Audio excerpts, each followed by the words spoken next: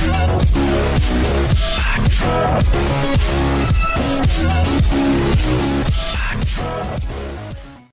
is up? What is up, everyone? Welcome to another tutorial, and in this video I want to talk to you about Lambda. Lambda. That's how you spell it. But what is it?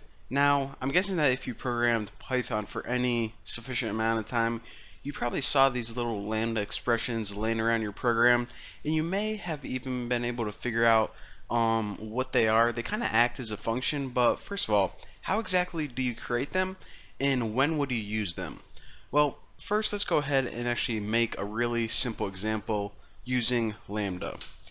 So what Lambda is it's basically a small function that has no name. So here, this is just an example when I'm typing.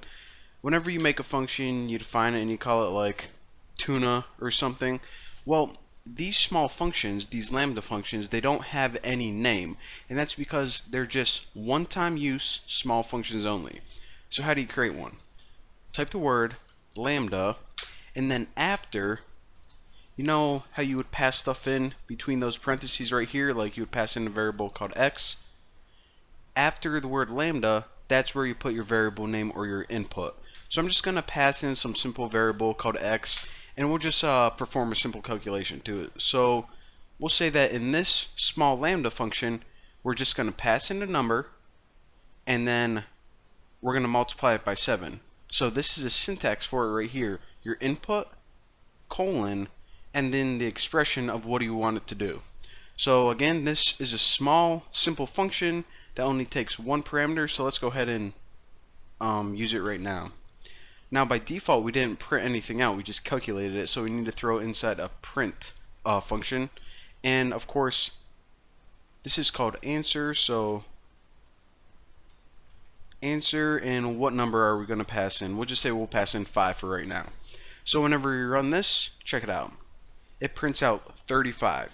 Now obviously what we did is we created a small Lambda function, and take note, it's a small, quick, and nameless function. So even though we set equal to a variable right here, the function itself doesn't actually have a name. So that's important to take away. So now that we understand exactly what it is and how we can use them, when would we ever use these things?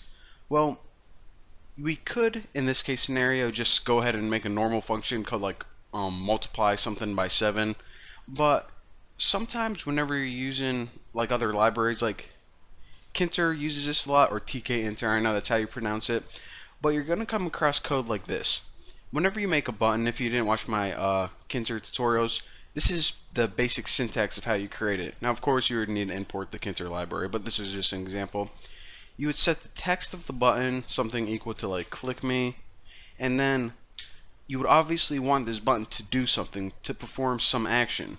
So the built-in attribute for that is command, and you set this equal to a name of a function.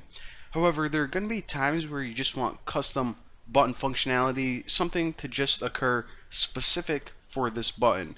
So you don't want to build a function, because functions are really built whenever you need to use a bit of code over and over and over again. So instead what you're going to see is something like this. You're going to see Lambda, and then of course you type your custom button functionality right here. But what this achieves is you're able to set functionality for this button without having to build a separate function that you're only going to use once. So you can, again, this attribute right here, it requires being set to a function.